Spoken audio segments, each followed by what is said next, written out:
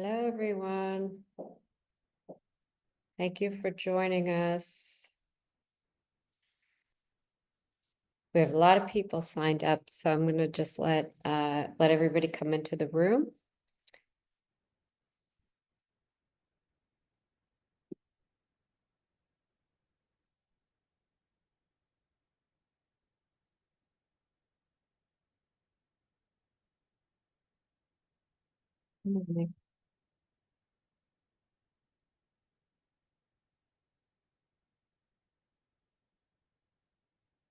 Well, as people are joining, I'm Karen Guyberson with the Accessories Council, and we are thrilled to have you join us this afternoon.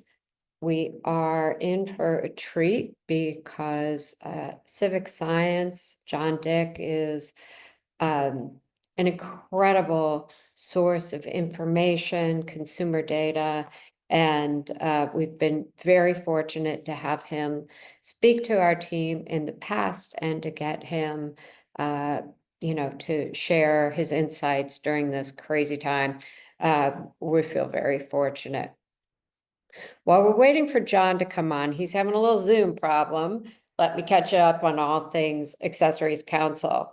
So for those who know us, the Accessories Council is a 30-plus-year-old not-for-profit trade association who, hold on, I see John in the attendee list. So give me a second, let me find him here. We are a not-for-profit trade association who exists to help our members thrive and sell product, and we are always here when you need us. Let me see what I can do, John, to get you into the webinar. There we go.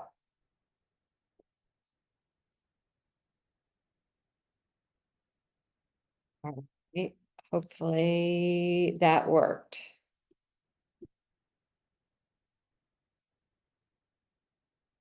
At any rate, welcome, Karen Guyberson, Accessories Council, and joined by John. I made it.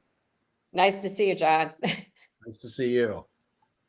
Well, I just was getting started talking a little bit about the Accessories Council, and we've been super fortunate to have you speak to our members several times. And I think that currently, with everything that's going on, I know I am really excited to hear your insights. For those of you who haven't heard John or CivicScience before, John's a serial entrepreneur. He's created a number of businesses, but really knows how to use consumer data to help us guide our businesses and make great decisions. If you do not already receive his newsletter every Saturday morning at 8 a.m., sign up. I'm sure John will tell you how to sign up. It is always one of the highlights of my week. I get so many emails, but I never miss reading John's insights and his witty take on everything that's happening in the world. So John, welcome, and looking forward to hearing what's happening on your end. Great. Well, thank you, Karen.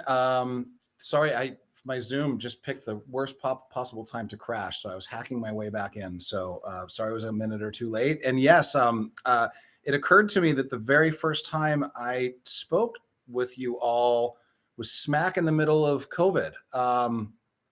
Which was a full 5 years ago, but also somewhat uncannily similar to a lot of the things that we're seeing with the consumer right now, in almost eerily similar ways.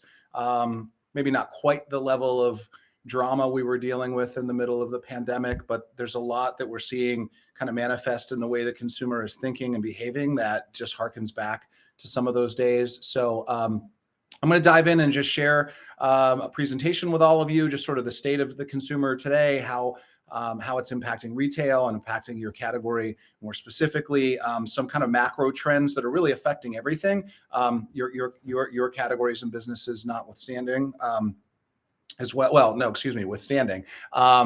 And so as I bring up my slides in a second here, just a couple, I guess, programming notes. First, I'm going to bombard you with a ton of data. I don't expect you to retain or even recall a lot of the numbers that I share. What I hope you'll do is digest the story. Of course, this is being recorded. I'll also happily share the slides with anybody who would want them. So if you want to pull back from some of that data later, it will be at your fingertips to do it. So don't feel like you need to sit and memorize every stat that I show you or every chart that I share, but really just think about the story that it all weaves together.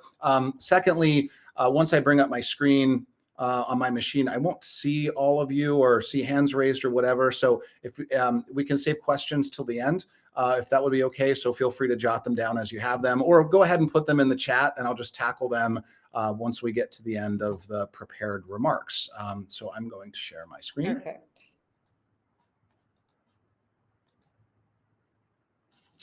And Karen, could you just confirm audibly that you're seeing my slides, or you're seeing your slides with your whole screen is up.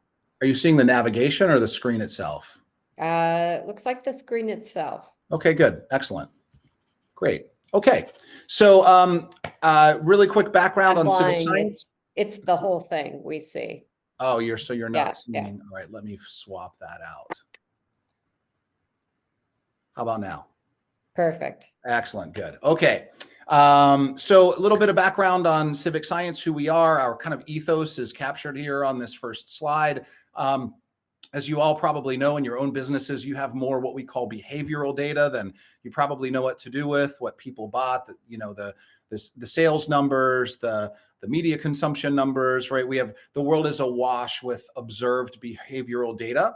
Our hypothesis in starting this company was that there are shifts in consumers' hopes and fears and wants and needs that if gathered in enough scale and enough real timeness could give us a glimpse into the future of those behaviors, sometimes to help explain them, others to just be an early indicator of shifts that we expect to see. The problem with, quote, attitudinal data, otherwise known as survey data, is that it's never really existed at a large enough scale to kind of go toe to toe with the scale of behavioral data that we have. So we set out 15 years ago to solve that problem, and I'll show you in a couple slides how we've done it.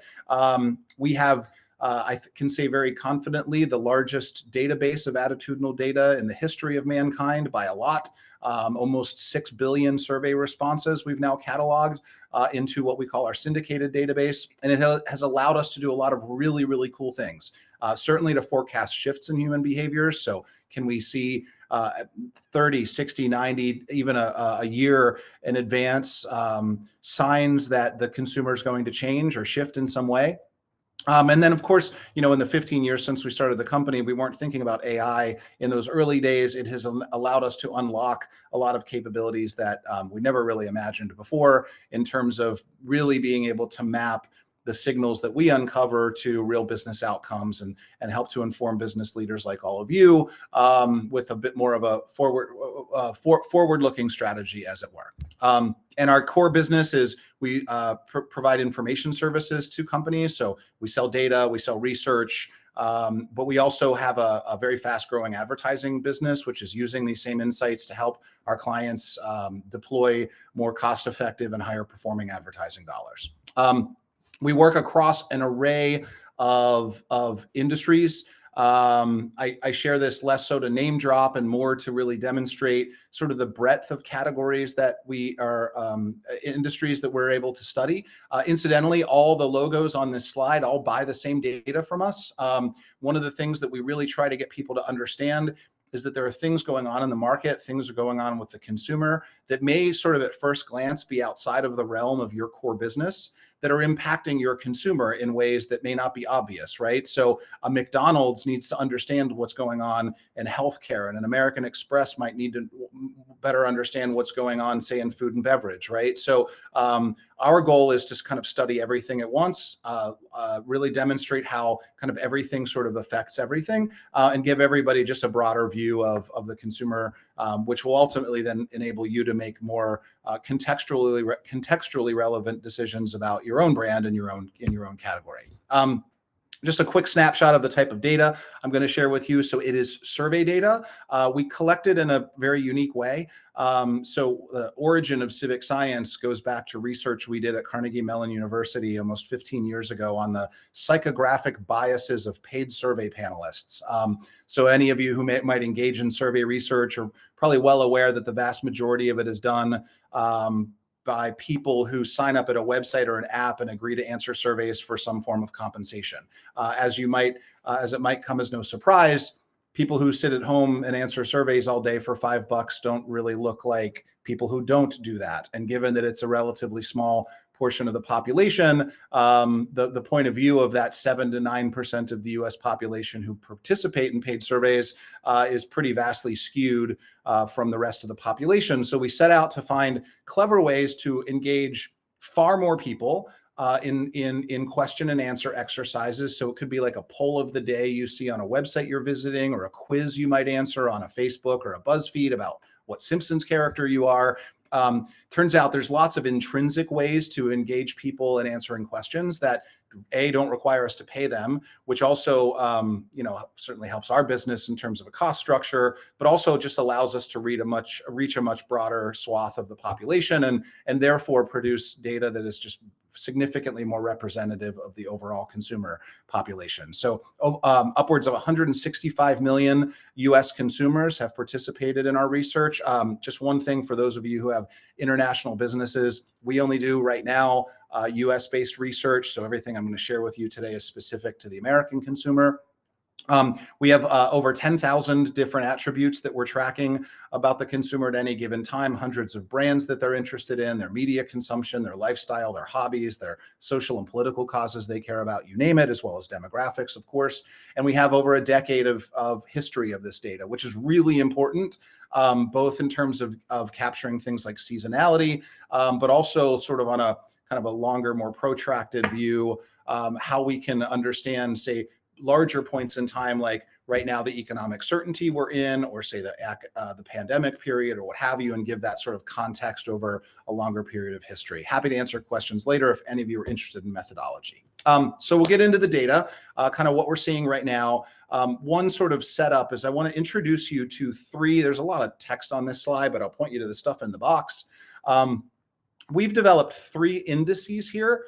They are combinations of questions that we ask people that, when combined together and sort of modeled into a number, give us a particularly strong read into not only the current state of the consumer, but allow us to look ahead in terms of where we think they're headed. So just from left to right, one is what we call our Consumer Financial Health Index. This is asking people their attitudes about their current income, the state of their household debt, their savings, their investments, their credit score, for example. We find that index is actually most strongly correlated with overall spending among consumers, but particularly strong in services. It's also predictive of that service spending at about a 1-month lag. Our second one, which is our longest standing index, we built this one in 2012. It's our Economic Sentiment Index. It is a facsimile of some legacy economic sentiment indices you may have heard of, like the Michigan Consumer Sentiment Index is a very famous one. The Consumer Conference Board has its own. Ours is effectively modeled after theirs. That's asking people their views on the economy, the job market, the housing market, major purchases, the state of their personal finances. Also very correlated with total spending, but particularly highly correlated with spending on goods, probably most relevant to this group here today. It is a leading indicator of the University of Michigan survey and the Conference Board, quite simply because we track it every minute of every day. Those traditional surveys are generally done at points in time in a given month. So we're generally pretty good at telling you what those are going to say a week or two before they come out. The third is what we call our Emotional Well-Being Index. This is a purely proprietary index that we developed. Fortunately, we were lucky enough to have created it before the pandemic, because what we saw in changes in that well-being index during COVID turned out to be incredibly predictive of how consumers behaved. And this is asking very specific questions about people's levels of hope, their levels of fear, stress, anxiety, happiness, not necessarily pertaining to the economy or anything like that, although often correlated, really just trying to understand the collective mindset of the US consumer as it relates to their kind of emotional state turned out to be a really important discovery that we made here, and explained a lot of the trends we saw during COVID and in the years after, even during the really intense increases in inflation we saw in 21 and 22. We saw a lot of counterintuitive things happen with the consumer, like luxury spending in, say, categories like beauty continued to be elevated, even though everything about the economy said that it shouldn't. Same with travel, same with home improvement. There are certain categories that consumers prioritize because of sort of a gesture of self-care for themselves. And so we pay very close attention to that, particularly now, and I'll show you in a minute why it's particularly important. I probably don't need to tell you that we are in a very troubling state of uncertainty as it relates to both the consumer and the economy. We'll talk about tariffs, we'll talk about recession. It's not great. We are seeing lots of signs of pullback among consumers, maybe not necessarily across the board for everyone, but we're seeing lots of trading off, trading down, trading out of certain categories, all really traced back to some signals that we're seeing in these three indices. In and amongst those 10,000 questions I mentioned, we've built and uncovered lots of different ones that tend to have like a longer leading indication of shifts in overall spending in the consumer. A handful of those, just a snapshot of them here. We're seeing trends on these 6 questions in particular that pretty reliably foretell of downward shifts in consumer spending in the next 90 days or going 90 days out. We're seeing an increase in percentage of consumers right now who say their desire to leave the house has decreased. We'll come back to that a little bit later. Cutting back on things like streaming services. So like reducing from, say, the 4, 5, 6, 7, 8 they had before to maybe even 1. Lots of discomfort around current amount of debt.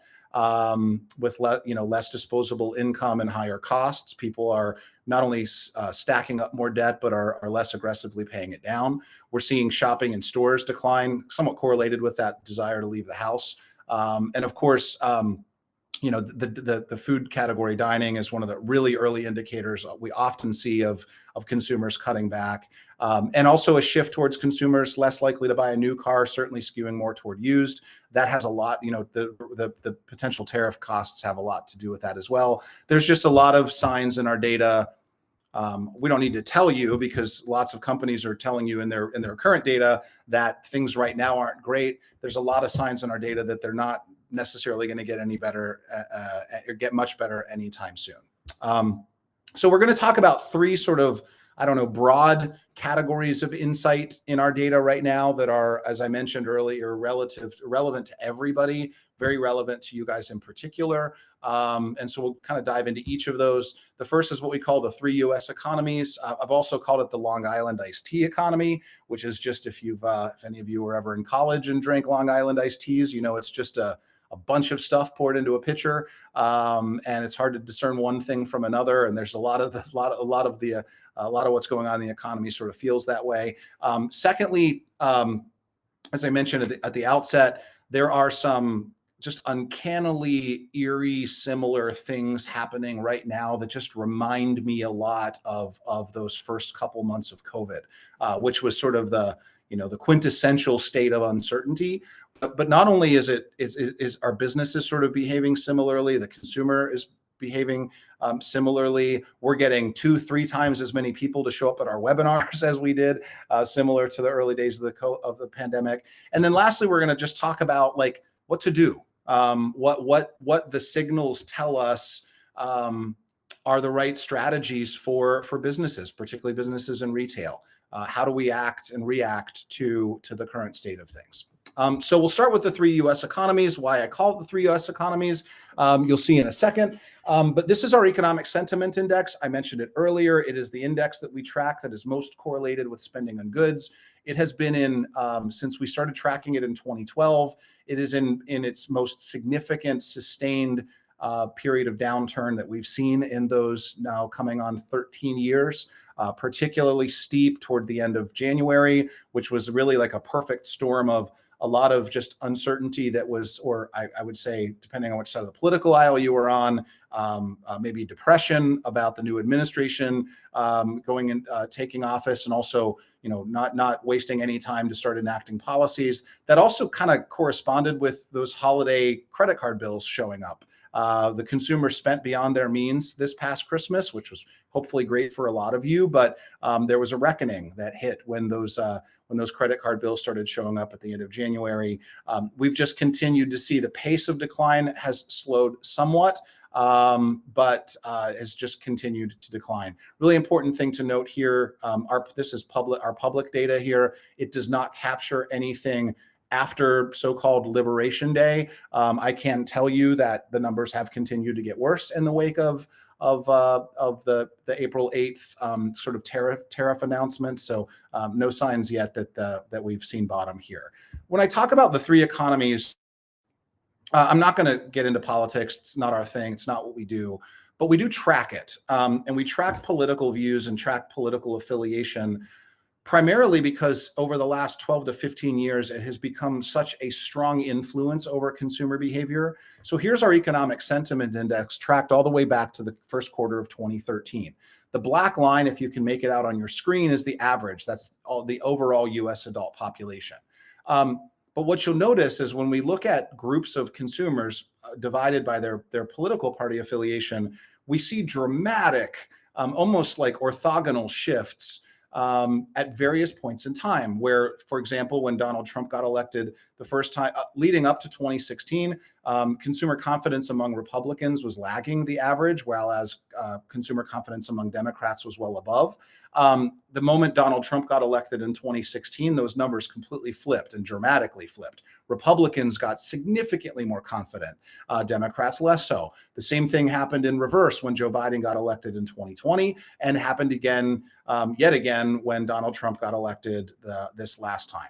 The number that the line that I tend to look at the most is the green one. Those are going to be your political independents, not necessarily just an average of the US consumer, different in many ways. But what we look for is which line does it tend to be tracking most, at least directionally with, because that really tells us where we think the overall consumer mindset tends to be. And if you can make it out at the very end of that chart on your right, you'll notice the green line, the independents, has been more kind of falling in line with Democrats. And so partly one lesson to take from this is to always be cautious when you see a single line on a chart, because that line is often an average of thousands of other lines.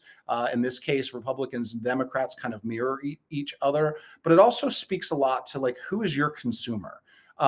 Because if you're, and we've got tons of examples of this, say like in the restaurant category or retail, where say maybe a brand whose customer base maybe skews a little bit more right of center, like say a Carhartt, versus a brand who skews a little bit left of center, like maybe a Patagonia.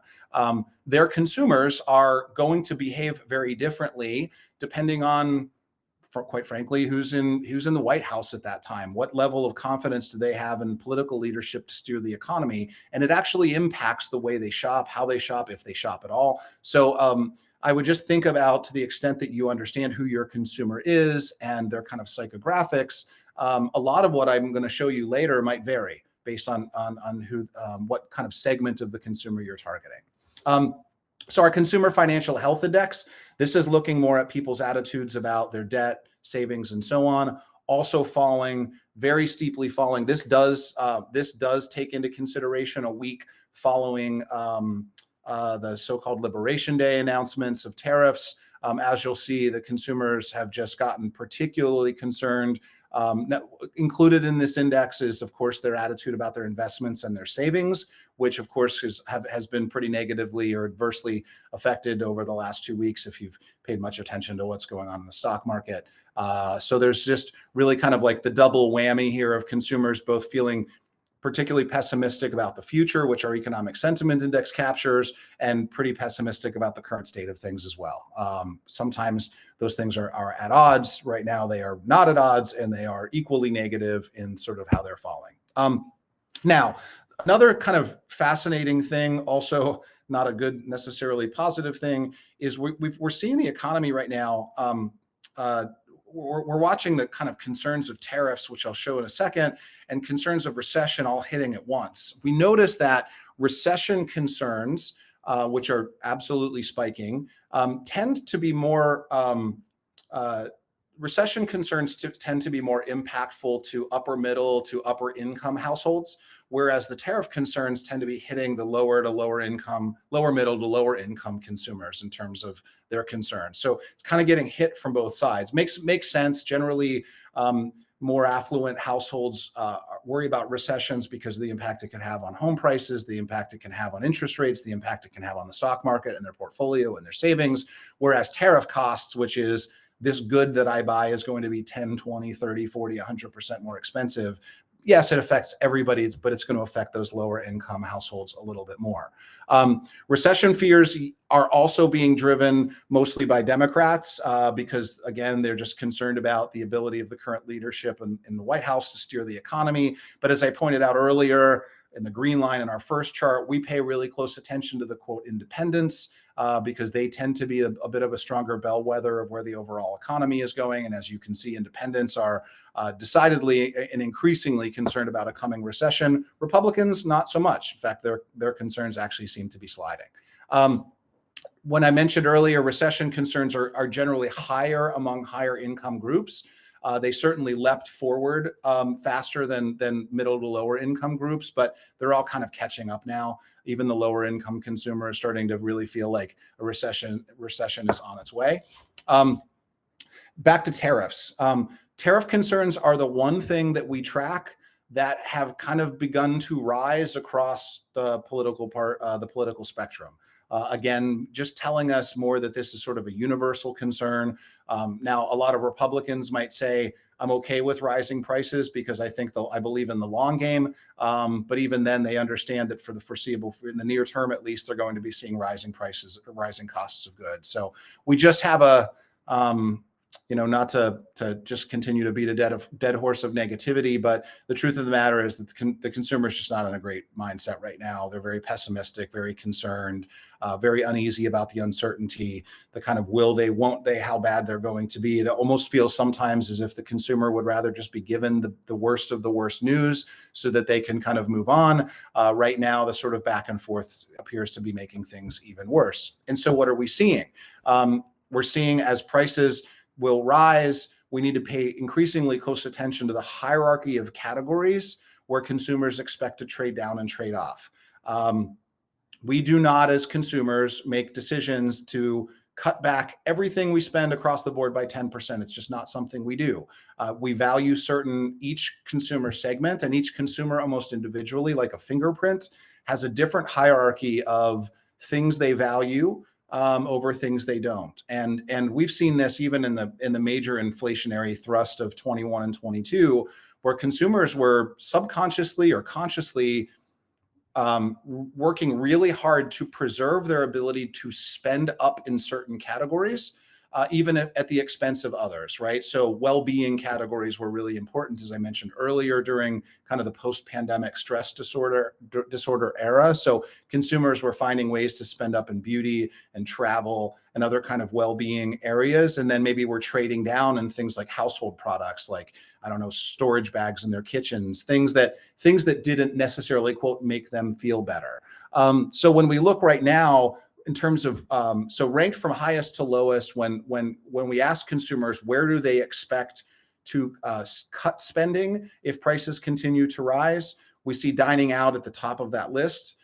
We get down to clothing at number 2, and you get a just sort of sense of right now where consumers either see kind of the categories they're valuing the most, or categories that maybe they're not spending a lot to begin with, and so there's not maybe quite as much room to cut.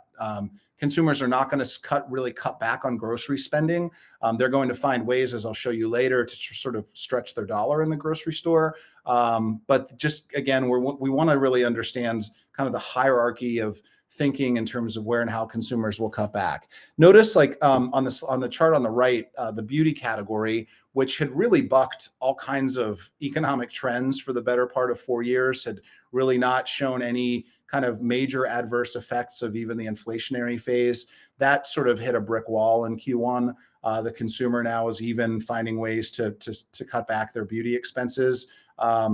So we're seeing maybe a faster acceleration of cutting back, although it is admittedly coming from like a higher year over year comp. So pretty much nobody's immune at this point. It is really affecting just about every category that you can think of. Consumers are taking tons of actions to curb their spending and preserve those priority categories.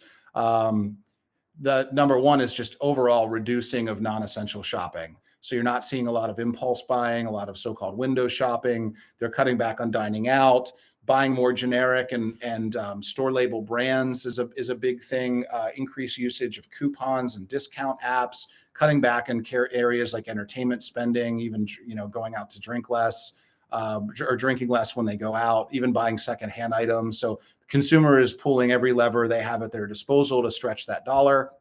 When we look at where they expect to cut back, if tariff prices do sort of hit the worst case scenario, the top three categories are all in restaurant spending, not necessarily because they expect tariffs to impact restaurant prices. I mean, maybe they will if you're Chipotle and you're spending a lot on avocados, for example, but more because they know that they're going to have to support higher costs of goods in other categories, and restaurant spending is one. Arguably the easiest way for consumers to manage that sort of disposable expense. But even travel, expected travel is an area where consumers right now, and that number has actually risen a lot over the last 60 days. You've probably seen some of the earnings reports from airlines and such that bookings are down. Home improvement, not shown here, is one. Expected home renovation plans for this summer are falling pretty fast. It's definitely one area consumers are really kind of lowering their expectations of how much they plan to spend. When we look specifically at some fashion and accessory categories, where we're seeing some kind of month over month shifts in intent, the one big one really stood out to me was how intent to purchase a handbag in the next 3 months kind of really fell from last month in February. Whereas like hat purchases has climbed. That's obviously a bit more seasonal, similar to say, like while gloves have obviously fallen because of the weather, but we are paying very close attention. Not a ton of dramatic moves here, other than the glove one for obvious reasons, but something we absolutely want to keep tracking going into the summer months when we don't have that weather influence. Like, are there certain categories within the accessory industry that the consumer is going to deprioritize as the costs of these tariffs start hitting home? When we look at intent to buy, and we track some of those categories and others, where we are continuing to see increased intent is handbag and duffel bag and tote bag and duffel bag purchases as we're heading into the travel season. I'm sure that's consistent with a lot of your year over year data. So we are seeing some positive increase in intent. I'd have to go back and look at year over year data from 2 years ago, 3 years ago, to see if that kind of acceleration is muted compared to similar kind of seasonal trends. But we are seeing some upticks. It's not all necessarily bad news. It would come as no surprise that price sensitivity is king. When we ask people when they're shopping for clothing and accessories, what do they care about? What do they care most about, brand or price? It's always price. At least compared to brand when the two are isolated. But consumers are still saying that they both matter quite a bit. And yes, while price has considerably risen since, say, the mid part of 2023, it's just an important reminder that we obviously have to play in the pricing game. Discount and value is still super important to the consumer, but brand does matter. It's not. We haven't seen that green line of both being equally important really fall. So the consumer is saying, yeah, I still care a lot about stretching my dollar, but I'm still also going to try to do it in a way that allows me to gravitate toward the brands that I care about.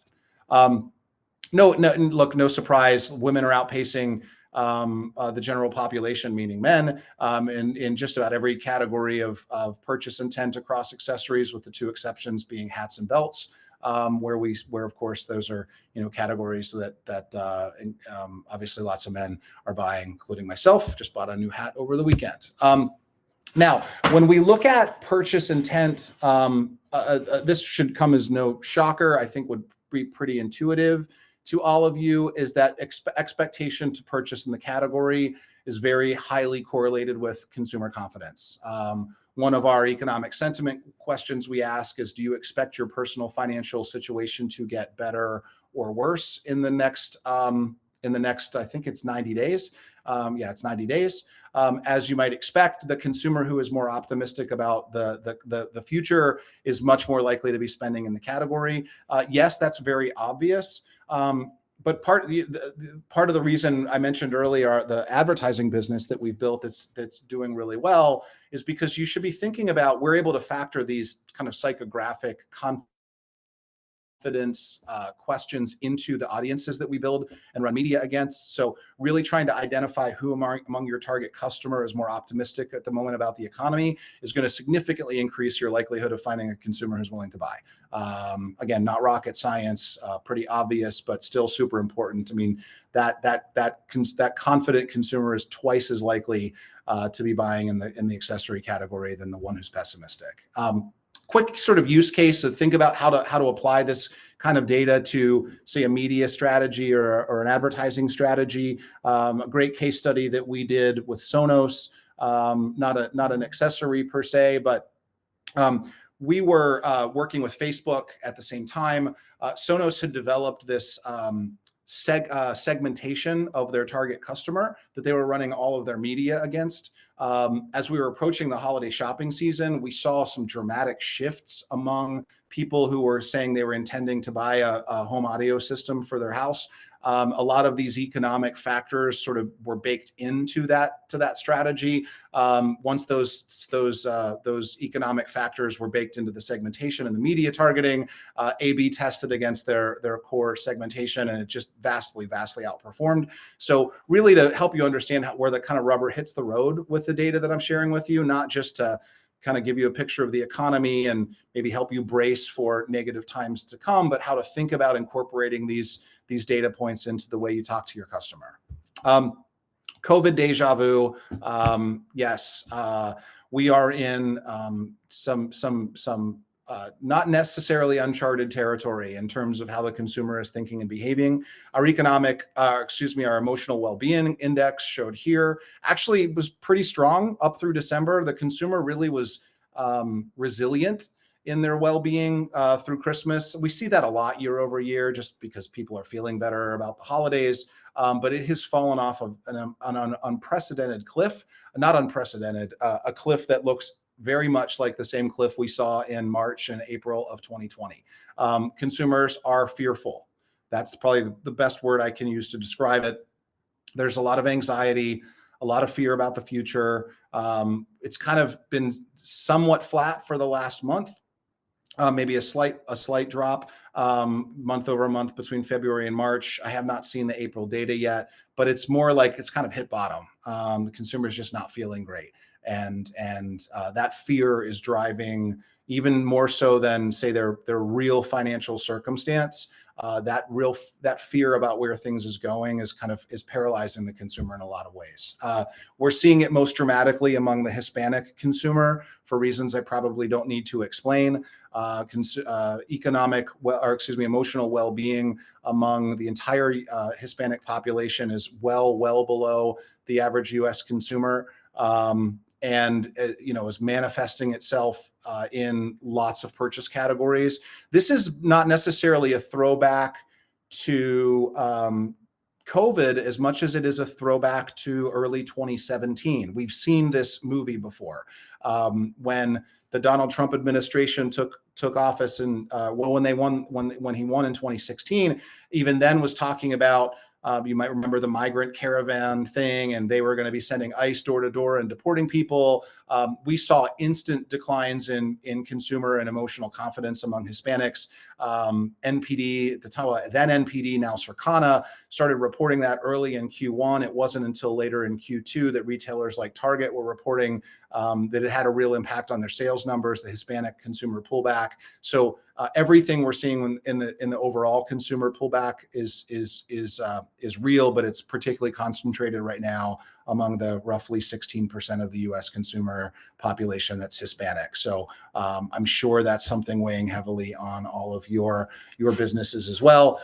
Very much COVID deja vu. People are telling us they don't even want to leave the house. They're just choosing to stay home for lots of reasons, one of which in the early part of the year was, of course, weather. So we'll get rid of that blue box, hopefully about now, although with some of the storms and things that are coming, maybe it won't change. But there are a lot of other things just sort of making the consumer want to stay on their couch. We've conditioned everyone through the pandemic to just kind of enjoy being at home a bit more, but there's financial reasons, seasonal affective disorder, health concerns, and go all the way to the bottom, back to our Hispanic consumer, and even political concerns and crowds and safety concerns. There's just a lot telling the consumer to kind of avoid large crowded places. Again, very much COVID deja vu. When we're looking at the consumer who does go out, now this is data about the restaurant category, but I think more because it's illustrative, where consumers are kind of prioritizing eating out is more local and independent businesses. We would expect to see something similar in retail. So, smaller, medium, independent retailers, provided they're competitive on price.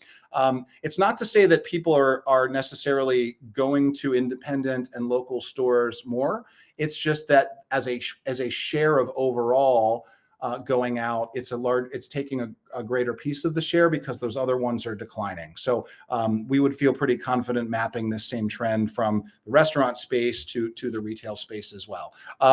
One final COVID deja vu is people are hoarding again. I have another glimpse of this in a second in terms of how kind of tariffs are driving it, but we're seeing hoarding behaviors again, like people even toilet paper and canned foods. There's just a segment of the population that thinks really, really bad things are coming, and they're going to make sure their pantry is full, among other parts of their house. One last seemingly non sequitur that really I think touches on the kind of mindset of the consumer. Nostalgia has been this really big trend, particularly among young consumers for the last 5 or 6 years. It's because nostalgia is sort of a statement of, I hearken back to things that just make me feel safer, make me feel more normalized. I mean, it's ironic that like Gen Z is nostalgic for times that happened before they were alive. Typically, when we ask any consumer group, when was America at its greatest, they almost always answer the period of time when they were in high school. This generation does not. This generation thinks the world was better before they were born, which is very sad, by the way. But it speaks to sort of how to talk to the consumer. There's this element of nostalgia that conveys comfort and safety.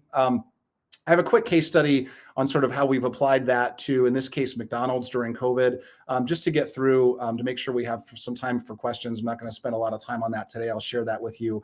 But let's just get to sort of what to do now. We forget it has been 15 years since this country has been in a real recession. And I'm not going to necessarily tell you one is coming for certain, but everything about our data says that it is. And so we have to remember that the playbook has to be dusted off. I mean, there was a small recession during the pandemic, but I don't really count that one. Like a real sustained recession we haven't seen for a decade and a half. And we forget what happens. We forget what the playbook is. One thing that is very common during periods of uncertainty and fear like we have right now is switching behavior spikes through the roof. It may seem counterintuitive because you'd think I want, stability and consistency. No, the consumer, like it's almost an act of empowerment. When they don't have control over much else, they have control over their relationships. And so we see dramatic spikes in people who say they're going to change their mobile carriers or change their banks, things that are really hard to do. So things that are easy to switch, say a brand of an accessory that I buy or a retailer I shop at, those are easier things to switch. So we expect to see lots of switching behavior. This is a time to focus on conquest. We all obsess about our current customer. It's time to think about who's the adjacent customer we can steal from a competitor. When we look at how tariff-driven price increases are accelerating, this is another little kind of interesting niche about this circumstance, is we're starting to see a lot of consumers accelerate buying ahead of tariff prices. up to upwards of 1 in 5 consumers in sort of middle income categories say, yeah, I'm buying things now because I'm afraid the price of I wasn't otherwise going to buy it now, but I'm afraid of those prices coming 60, 90, 120 days now. So I'm going to get way far ahead of it. When we look at sort of broader categories of where acceleration is happening, apparel and footwear are really high at the top of the list, pretty much second up there, but really kind of lots of categories where the consumer's like, again, just jumping ahead. We might see some interesting spikes in retail sales this month and next as the consumer does this. And you know, the reckoning for that is a couple months down the road. So when we think about brands, this chart shows the economic sentiment among customers of different, this is sort of a hodgepodge of brands, more just to, again, to be illustrative. Different people shop at Walmart versus Burger King versus Home Depot versus Barnes and Noble, right? And so what we want to really understand is what is the consumer level of consumer confidence among my customer, among my brand, or among my category. And so we see, for example, right now, Walmart consumers and Home Depot consumers, their consumer confidence is falling a little faster than the average consumer, which tells us, again, it harkens for maybe troubling things 30, 60, 90 days, particularly in Home Depot's case, coming into the summer.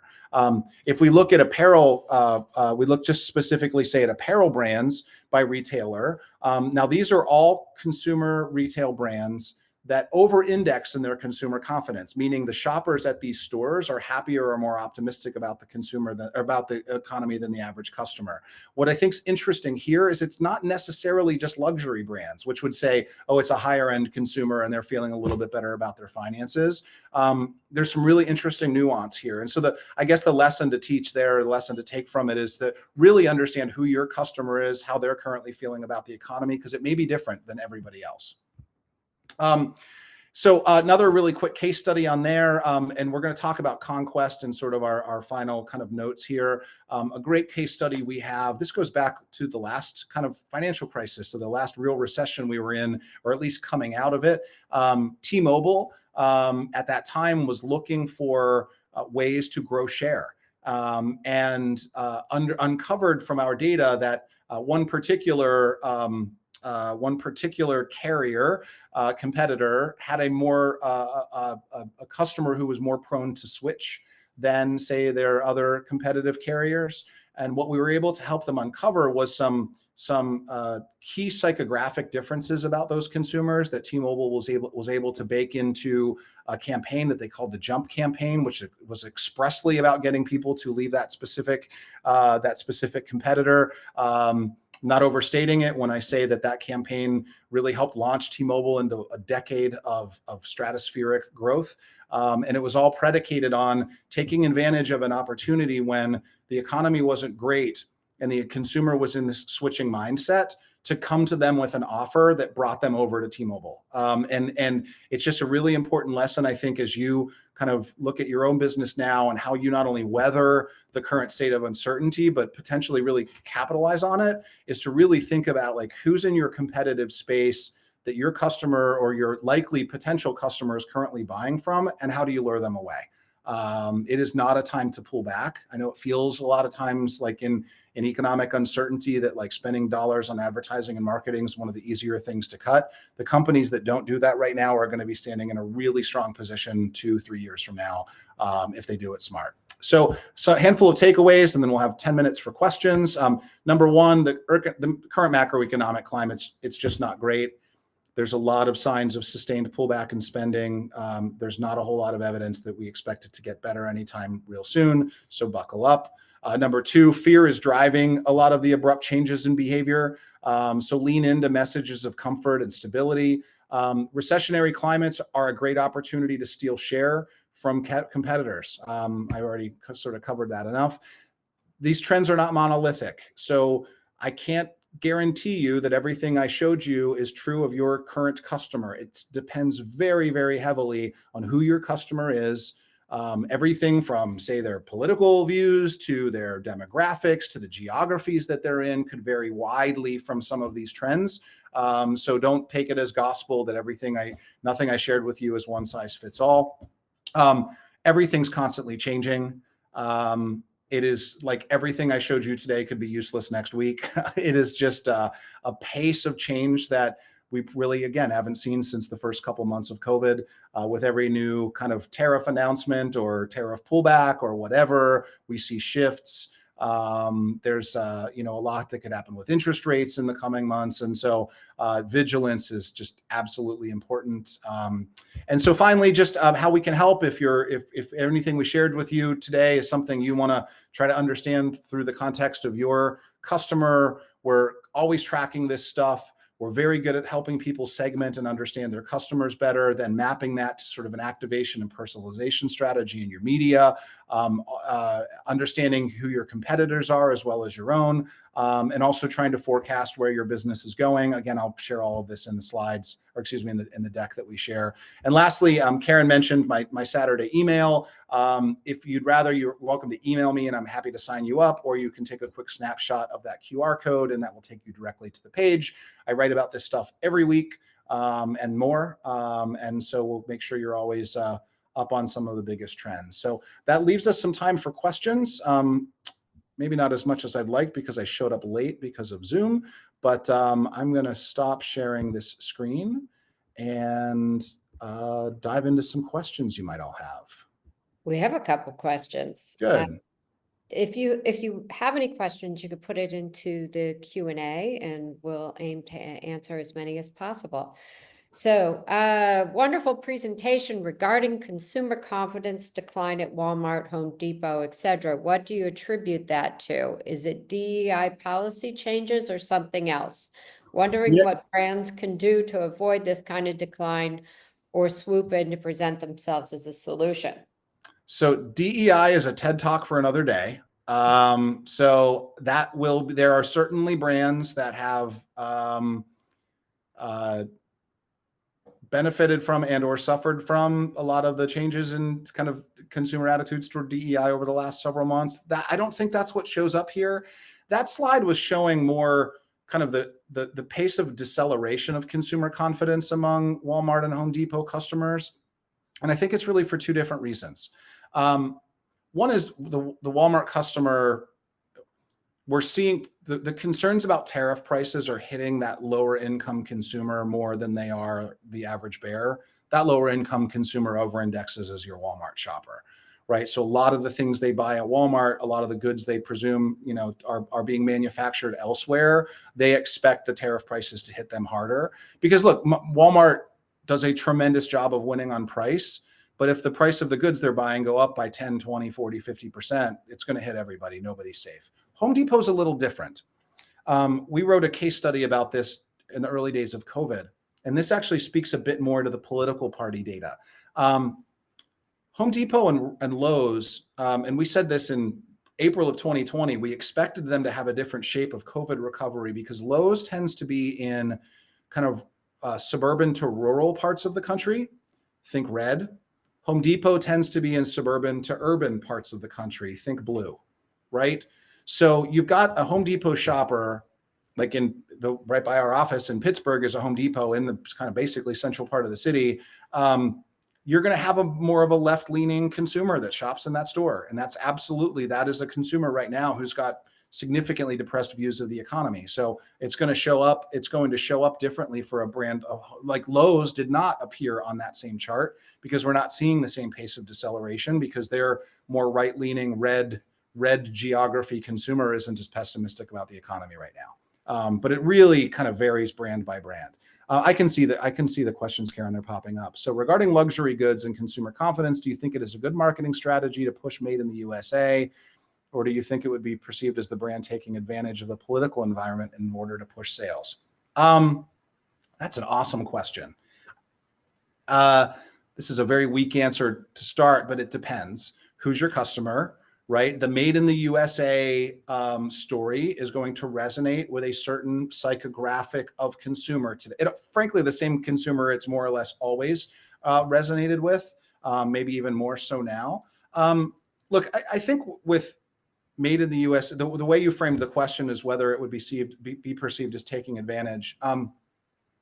If it's authentic, not unlike DEI, right? If it's cause that your brand, if your brand believes in the merits of buying American and you are putting that out front in your brand to reach consumers who care about that thing, yeah, maybe there's some people that will see it as like virtue signaling or taking advantage of it. But if it's authentic to you, the consumer will understand that. Where it breaks down is when it's seen as inauthentic, when it's seen as, oh, I'm only doing this because I'm under social pressure to do it. The consumer figures out a way to see through that pretty fast, right? And I think what we saw using DEI as an example, a lot of companies in the wake of sort of the George Floyd crisis, when everybody started going like hard into DEI policies, a lot of brands did it to be opportunistic, didn't do it because it was really part of their ethos. And I think you saw a lot of those brands backtrack in the last 4 to 6 months, and the consumers punished them both coming and going for that.